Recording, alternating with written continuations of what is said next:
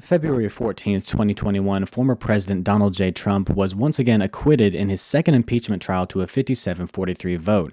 Now, given that no other president has been impeached twice before, I think it's important that we all understand what impeachment means and how it really works.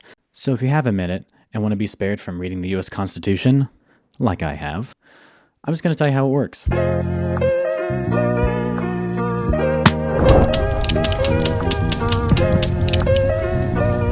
So, to begin with, impeachment doesn't necessarily mean that criminal charges will be processed.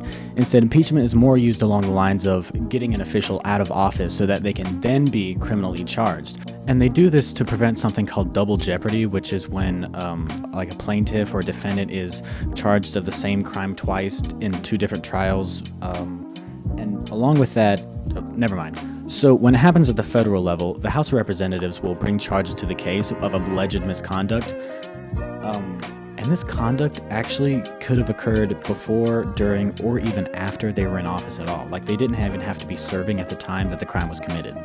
But the House only needs a majority of votes for it to go to the Senate, and that's when we get to the next step. Now, the official, when they're on trial, can still remain in office until the Senate has reached a decision. Now, for the Senate to reach a decision, they need a 2/3 vote majority.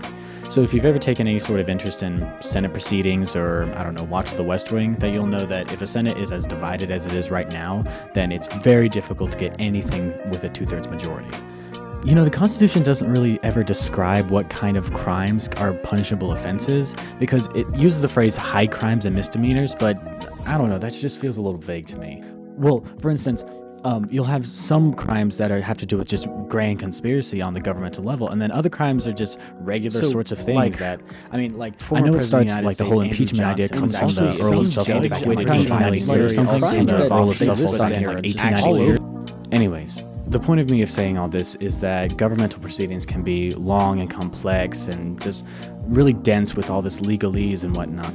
Also, the important thing is to vote on all levels of government and contact your local representative and make sure your voice is heard when it comes to governmental proceedings like this. Thank you for spending some time with me. This has been What the F*** Politics, and I'll see you next time. Before I go, I wanted to share this fun fact.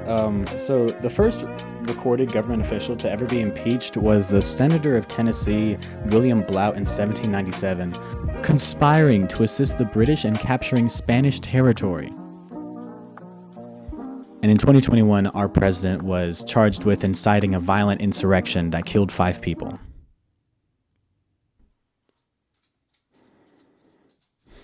Yep.